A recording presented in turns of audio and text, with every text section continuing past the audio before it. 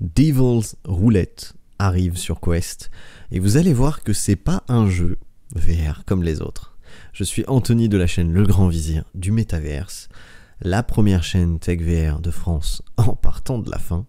Bienvenue en ma compagnie et bienvenue sur la chaîne. Alors on va voir de quoi il en retourne. Devil's Roulette, qu'est-ce que c'est? Ça arrive sur MetaQuest 2, MetaQuest 3, MetaQuest 3S et le Pro. Et il est gratuit.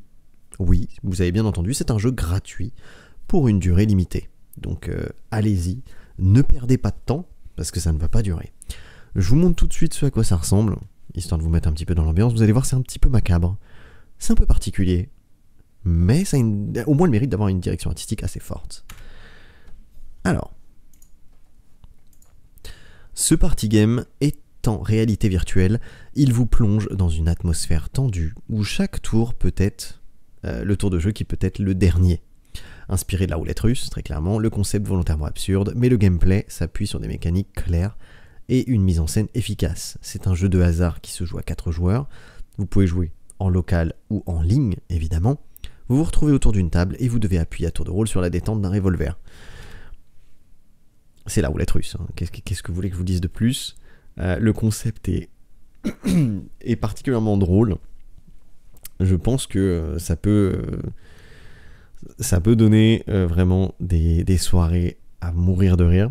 Sachant qu'en plus de ça, vous avez des petits bonus qui viennent agrémenter les parties pour mettre un petit peu de piment, pour que ce soit un petit peu plus fun.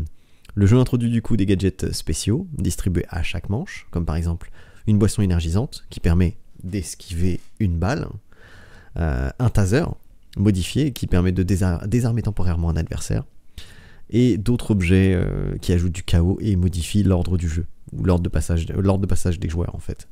Ces éléments rendent les parties du coup moins prévisibles et renforcent la dimension stratégique, malgré un cadre totalement aléatoire déjà de base. Hein. Le style, vous l'avez vu visuellement, ça reprend un peu les codes d'horreur, c'est un petit peu barré, décalé, c'est clairement une ambiance sombre et humour noir, surréalisme, bref, la totale. C'est évidemment un jeu à ne pas mettre entre toutes les mains, notamment les plus jeunes, évidemment.